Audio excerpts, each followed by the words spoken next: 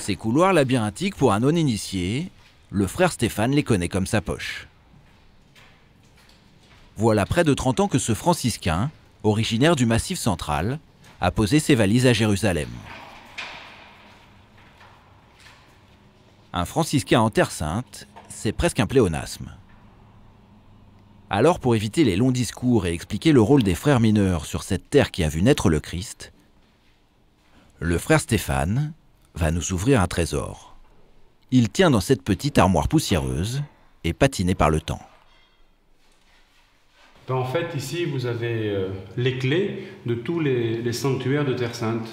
Vous avez, comme on dit ici, la légende. Donc, vous avez le Saint-Sépulcre de 1 à 5, l'église Saint-Jean Carême de 1 à 7, le Saint-Sépulcre, Bethléem, Gethsémani, Bethphagée, la flagellation. Donc, en fait, ici, vous avez le double de toutes les clés. Au total, 49 sanctuaires entre Israël, Palestine, Liban, Égypte, Syrie. Ici, c'est la clé de la basilique de Bethléem. Et si les franciscains conservent ces clés, vieilles de plusieurs siècles, c'est qu'ils sont les gardiens officiels des lieux saints. Mais leur apostolat ne consiste pas simplement à ouvrir et fermer les portes des sanctuaires. Leur mission, confiée par le pape Clément VI en 1342, c'est de faire vivre ces lieux saints. Et c'est peut-être dans la buanderie que l'on prend conscience du nombre de franciscains en Terre Sainte. Ils sont près de 300 sur tout le territoire. Présence discrète, ils ont contribué à l'organisation du voyage du pape, négocié les autorisations avec le gouvernement israélien, organisé les déplacements. C'est que pour les frères, la tradition d'accueil est vieille comme leur présence en Terre Sainte. Au passage, ici, là, vous avez une porte. C'était une porte qui autrefois était la porte de la Casanova où logeaient les pèlerins. Vous avez des graffitis sur la porte. Là, je vois 1517, etc. Donc il y a plusieurs pèlerins qui ont laissé leur nom, du XVIIe siècle jusqu'au XIXe siècle.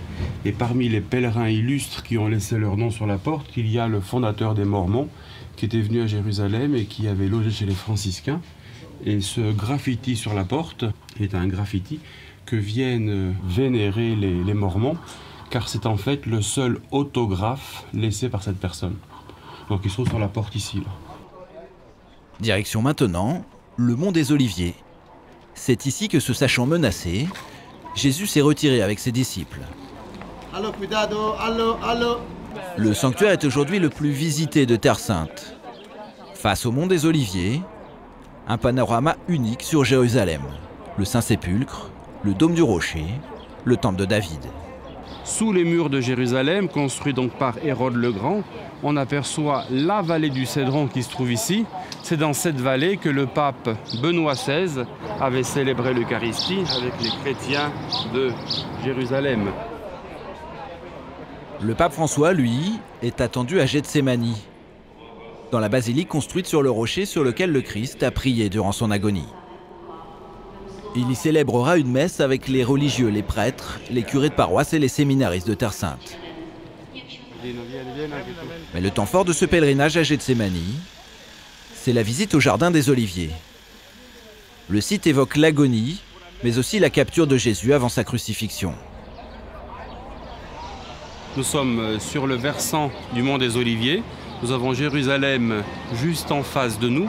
Et nous sommes dans le jardin des Oliviers, à côté de la basilique de Gethsémani. À quelques pas de ce lieu, en dessous, il y a la grotte dans laquelle Jésus a été arrêté la nuit du jeudi saint.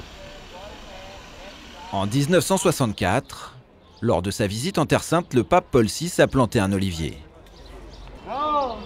50 ans plus tard, François renouvellera ce geste, une façon de commémorer la première visite d'un pape en Terre Sainte. Mais l'olivier, c'est aussi le symbole de la paix. Alors, comment ne pas voir dans ce geste un espoir pour cette terre, trop souvent déchirée par la haine ?